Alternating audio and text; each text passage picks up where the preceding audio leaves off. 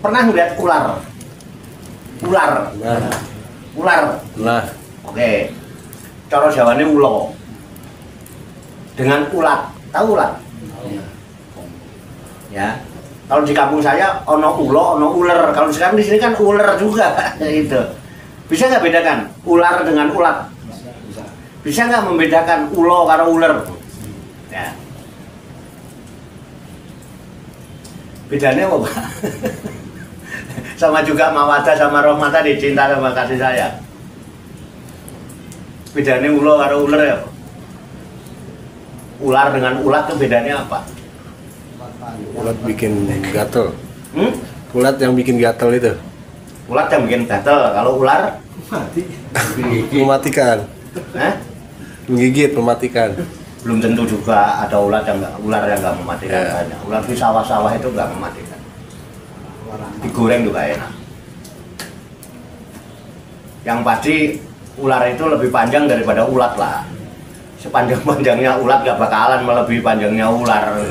Nono ulat kok panjangnya sepanjang ular, repot itu ya. Enggak salah. Enggak. Ya. Emang banyak ular yang menggigit mematikan karena upas. Ya, upas racun. Enggak, Andri nggak salah. Saya nggak menyalahkan.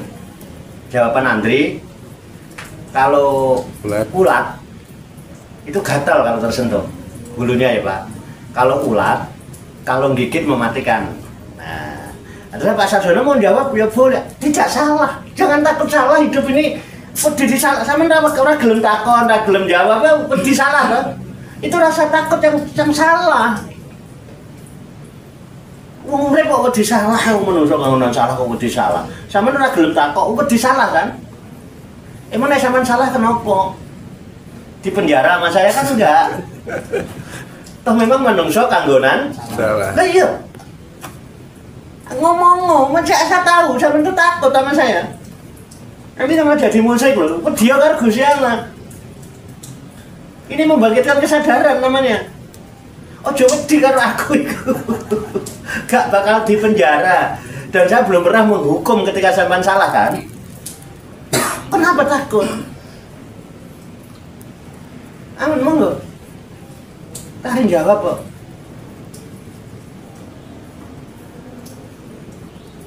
Ini tadi jawaban secara fisik kan? Iya monggo sampean. Memang fisiknya ular begitu Pak. Bener, cara biologis mah begitu. Nah tinggal jenengan barangkali punya pendapat lain daripada Andri ya. Apa Andri mewakili jamaah? Beli jamaah podo kabeh karo Andri modele. Mau tak padano Andri ora gelem Pak Sarjono. Aku padano Andri. Ngono. Ben ora podo, sampean jawab apa? Betul. Kalau tadi kan Pak Tarso jelas mewakili Andri ya kan? Bukan Pak Tarso sendiri, berarti yang takut tuh Andri bukan Pak Tarso sebetulnya. Pak Tarso berani, ntar sendirian berani. Yang takut Andri. Karena pertanyaan Pak Tarso mewakili Andri. Berdua sama ya. Tadi katanya mewakili. Aku nggak nyalane, enggak Pak. Ada nggak menyalahkan Andri ya? Enggak. Saya menghargai dan saya menerima jawabannya dan saya menghormati walaupun toh nanti ujung-ujungnya berbeda sama saya, nggak apa-apa, memang kita harus beda. Pun jawab apa beda karo Andri ya ora apa-apa. Kamu aja kudu padha. Nek padha berarti sampean kabeh modele kaya Andri. Ngono lho kan? Kan gampang tuh berarti Andri mewakili. Wis terserah mau sadar apa enggak sampean. Beda. Saya ngetes kesadaran sampean ini gampang. Sadar nggak nek sampean ora padha karo Andri? Bedanya apa? Tadi dulu. Kalau ular itu nggak akan berubah jadi makhluk lain. Apa? Kalau ular nggak bisa berubah jadi makhluk lain. Kalau apa? Ular. Ya. Tapi kalau ulat bisa berubah jadi kepompong dan kupu-kupu. Nah, gitu. Itu bedanya mungkin. Cukup. Ya. Berubah bentuk jadi hewan lain. Ya. Kenapa? Ada proses. Ada proses. Prosesnya kenapa? Perubahan bentuk. Perubahan dari ulat, pompong dan kupu. Iya, itu proses. Emang ulat kenapa? Prosesnya apa? Kalau ular tidak langsung itu aja udah gitu ya. Mati udah selesai kan. Langsungin. Ganti. Itu tidak proses itu. Dia memiliki proses yang sama. Ya. Memiliki proses yang sama. Ya. Di mana kesamaannya? Ular senang topo. Pak? Apa? Bagaimana ular kalau topo? Menyendiri, Pak. Menyendiri. Diam menyendiri, diem sendirian, nggak mau kemana-mana, wis ngungkrem. Nggak makan, nggak tidur. Ya. Ular topo ya, Pak. Aku mau ngalasan sering lihat. Proses itu, proses apa? Topo. Jadi ular itu sosok makhluk Allah sebagai ayat Allah yang memiliki kebiasaan untuk topo. Gini betul. Loh, kalau saya lebih kepada penyebab. Itu kan akibat yang saya ceritakan. Ya. Akibat kan? Akibat.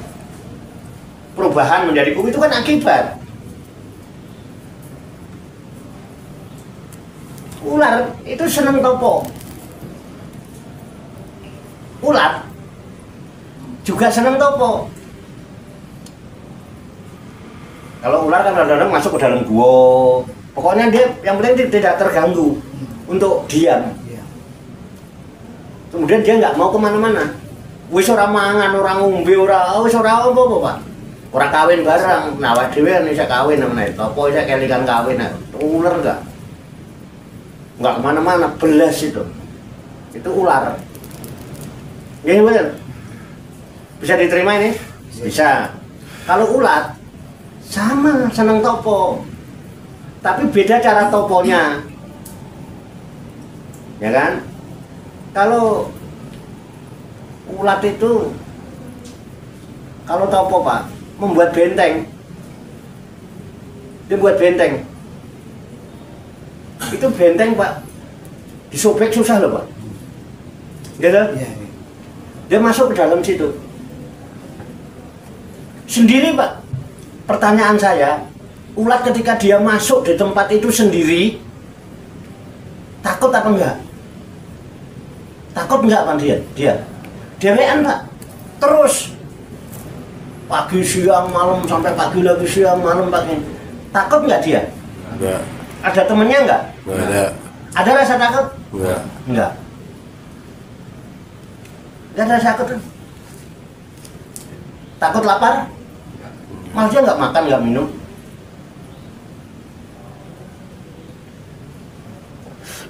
Takut duit entek? Takut miskin? Takut mati? Jadi nek ono wong kok sing duwe rasa wedi kalah karo mula aja wani-wani mateni ular mergo martabatmu cek lebih rendah daripada ular. Dia sengaja membuat benteng supaya tidak terganggu. Kenapa? Dia ingin menyendiri. Loh, ulet aja pengen menyendiri kok, sampai menyendiri takut itu.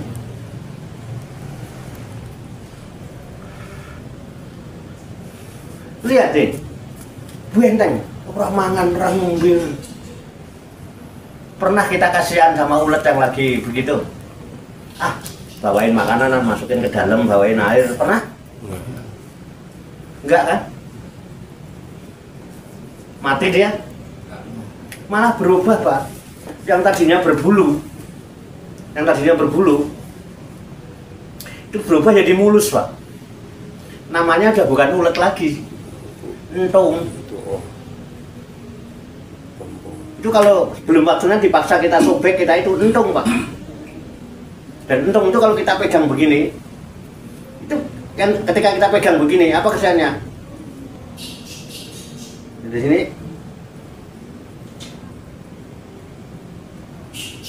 Lihat, siapa yang pernah lihat entung? Pernah siapa enggak? Saya banyak pohon jati dan setiap hari kalau lagi musim entung, lewat depan rumah orang jualan entung. Gurih Pak. Itu saya seneng. Yang kedua itu delok ngene. Piye entung itu? Sampeyan atau meratekno. Dilarmu dikitu. Walaupun diganggu tetep ngene, ora peduli aku masuk diganggu ngene terus. Ora urusan, aku yo ora wedi ngene iki. Betul enggak? Di dalam kayak gitu aja, Pak. Suwe-suwe berubah, Pak.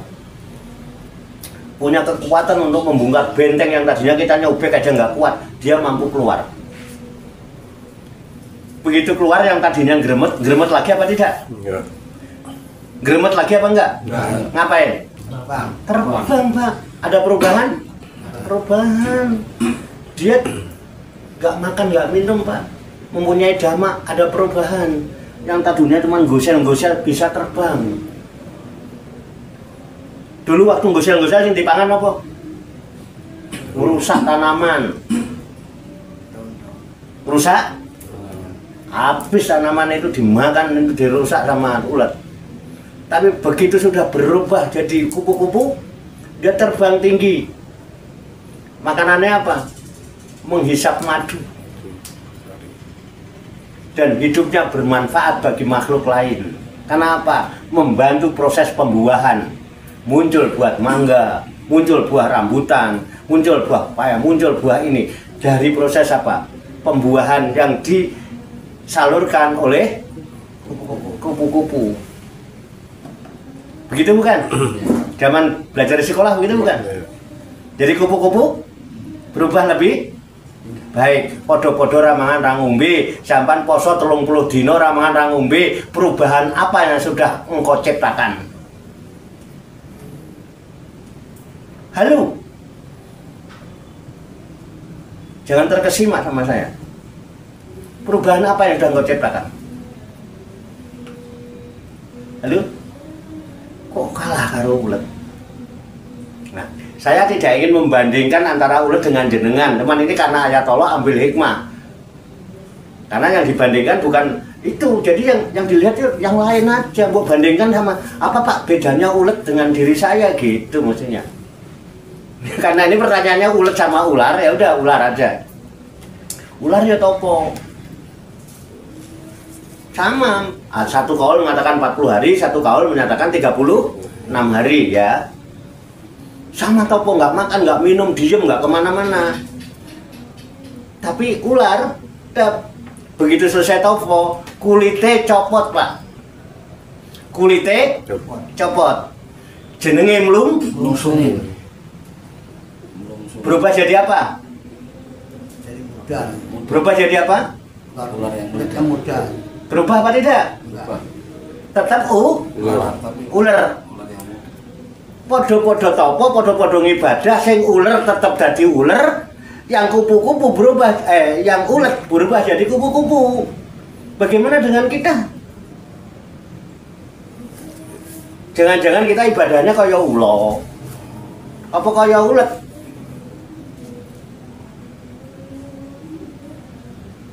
Asik?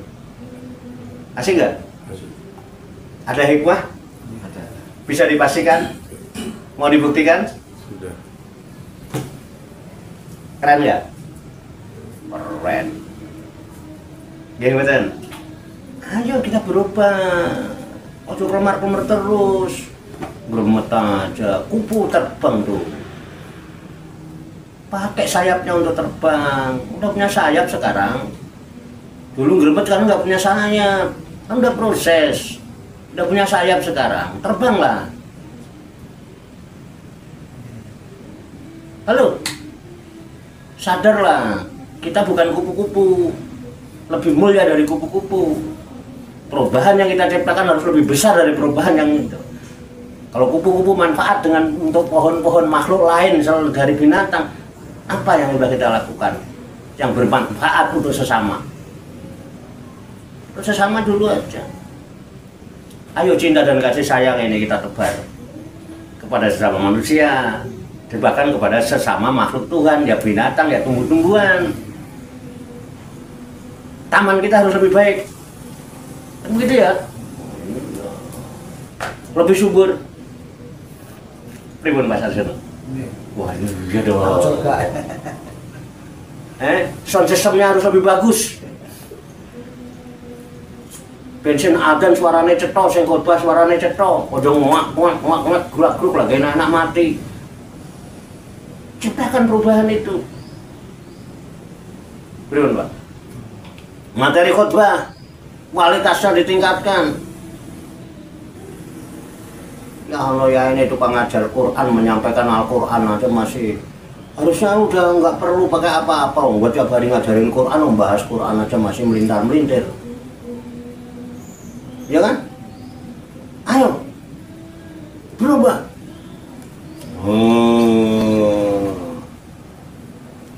Keren nggak? Ayo keren kita. Jangan kalah sama ulet. Aja kaya ulo. Topo bareng apa ora berubah. Baju doang. Ganti baju doang. Ganti baju doang, ini bolak-balik pada gonta ganti baju dong. Tapi tetap kayak wingi-wingi kayak, Pak. Ayo, itu paham itu. Ngaji ini malah lu penak. Udah kakean dalil. Pripun monggo di komen. Komen enggak apa-apa. Silakan, Pak. Tukar pengalaman. Itu ayat kauniyah. Kan kita ini dalam rangka apa? Perubahan, berubah dikit-dikit lah ya. Ya, sesuatu yang tidak bisa dipelajari otomatis harus latihan. Yang tidak bisa dipelajari kudu dilatih. Berserah diri itu piye Pak caranya belajar, Pak? Pelajarannya berserah diri itu pripun ngomong mainan. Nek ra latihan ra iso, Pak. Nyerahne nek ra latihan dari sekarang nyerahne saka cilik. Soko sidik terus esok latihan ditingkatkan. Wis lo awel berserah diri dari mana? 2,5% angel pol. Boro-boro bisa meningkat menjadi bagi 3. Manajemen bagi 3 itu menciptakan perubahan. Sampean kok mung 2,5% wis to. Iku mung tiba kewajiban, Pak, orang ngresiki. Ngresik tok. Ora tukul. Emang ngresik. Nah, ngresik bibit. Nah, bibit sing ngresik ini nek ditandur, nanti tukule akan ada membuahkan buah yang berlipat. Tapi nek bibite iku wis kotor, banyak bakteri, ora tukul. Urung tukul wis bosok. Gini betul. Nah, zakat 2,5% ini mau ngresiki. Ben dipangan wis resik, dipangan nggo nafkah istri resik, nggo nafkah anak resik, nggo nyangoni bocah sekolah wis resik. Nek pengen tukul, bibit yang bersih ditandur, dimasukkan ke dalam bumi plek. 1 biji akan tumbuh 7 tangkai karena bersih. Orang keburu dimakan bakteri ini. Nah, masing-masing berbuah 100. Bahkan wallahu yudhaifu liman yasha. Itu rahasia rezeki. Rahasia rezeki itu bukan karena jabatan, bukan karena ilmu yang tinggi, bukan karena badannya gagah, bukan karena kesolehan, juga bukan karena kejahatan. Itu rumus. Kalau orang rezeki banyak karena jabatan, mestinya presiden yang paling kaya di Indonesia, seluruh dunia ini. Pripun, Mbak? Kalau ilmu itu yang membuat orang rezekinya banyak, maka orang-orang alim itu paling kaya seluruh dunia. Profesor paling enggak. Nggih mboten? Ilmunya penting profesor atau tinggi itu. Kalau kesolehan seseorang itu membuat orang itu rezekinya banyak. Orang-orang salafus soleh suge-suge paling kaya seluruh dunia. Ya. Kalau gagah kita itu yang membuat kita itu banyak mumpung sing gagah-gagah ngono kae wong paling sugih. Masing gagah-gagah sugih-sugih kadang-kadang turing galu badane ning petongol ngono kae.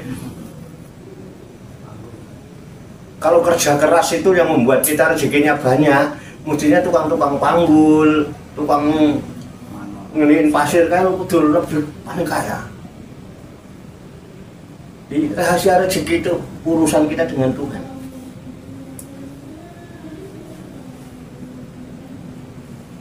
Jadi nggak perlu nyari rezeki itu. Kan di Quran itu bukan suruh nyari, diterangkan Allah yang membagi rezeki dan menentukan kadarnya. Yabsutur rizqo wa yaqdir. Quran ada masalah rezeki itu. Allah membagikan rezeki dan menentukan kadarnya. Itu demi apa? Supaya kita menjadi orang yang paling kaya nanti di akhirat. Tidak di sini. Nah, zaman nguburnya kene. Kalau zaman nguburnya kene, ujung-ujungnya dilepas. Makanya syaratnya cuma 2. Innalladzina amanu wa amilus solihati ulaika ashabul jannati hum fiha khalidun. Innalladzina, semuanya orang-orang amanu yang beriman, imannya diwujudkan dengan wa amilus solihat. Karena sabar, ada kebaikan, sabar, nggak takut lagi. Amalnya jadi soleh. Ulaika ashabul jannah, mereka itulah penghuni surga. Hum, mereka, fiha, di dalam surga, khaliduna, kekal selama-lamanya. Betul nggak?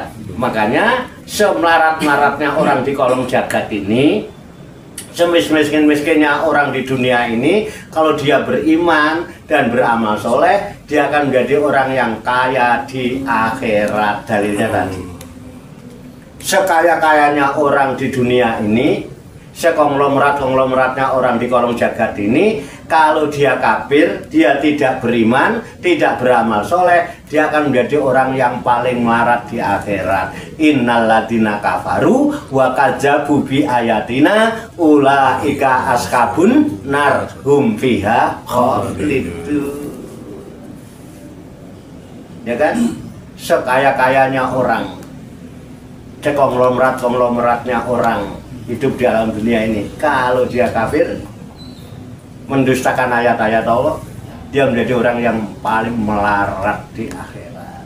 Yang paling kesian itu orang hidupnya di dunia udah miskin, gampang melarat, kafir lagi. Ya Allah. Ini benar. Makanya kita jaga. Nah, kita cari di mana kekafiran kita.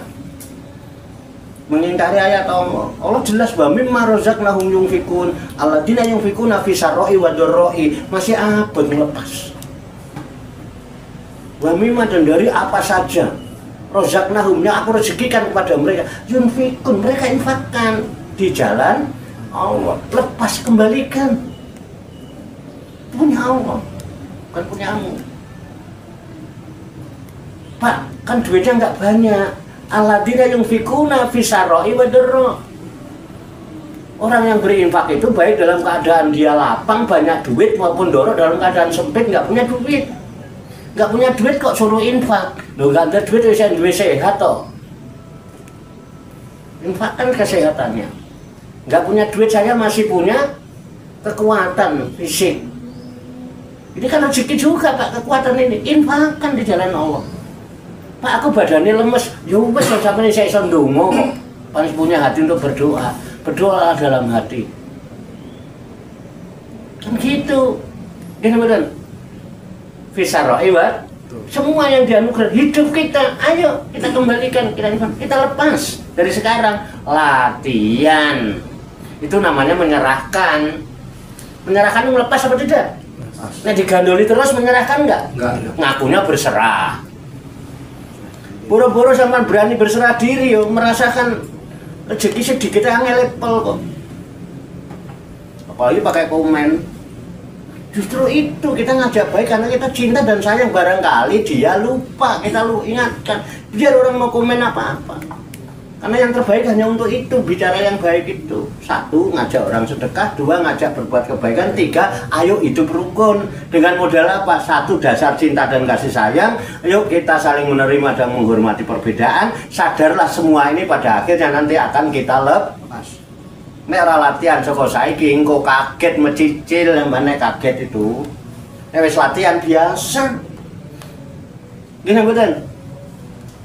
Oke, ada lagi?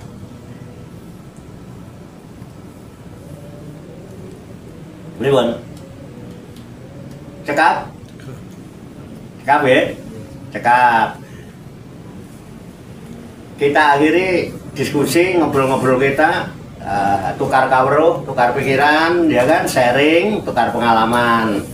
Ya, mudah-mudahan ini membawa manfaat bagi kita sekalian, bisa menjadi wasilah diturunkannya rahmat, barokah dan ridha Allah Subhanahu wa taala. Banyak kekurangannya, banyak kesalahannya, saya mohon maaf. Wassalamualaikum warahmatullahi wabarakatuh. Waalaikumsalam warahmatullahi wabarakatuh. Kita tutup dengan baca hamdalah bersama-sama. Alhamdulillahirabbil alamin. Sallu ala Nabi Muhammad. Allahumma shalli wa sallim wa barik alaihi.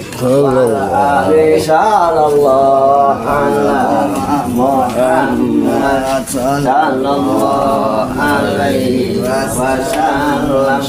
Sallallahu ala Muhammad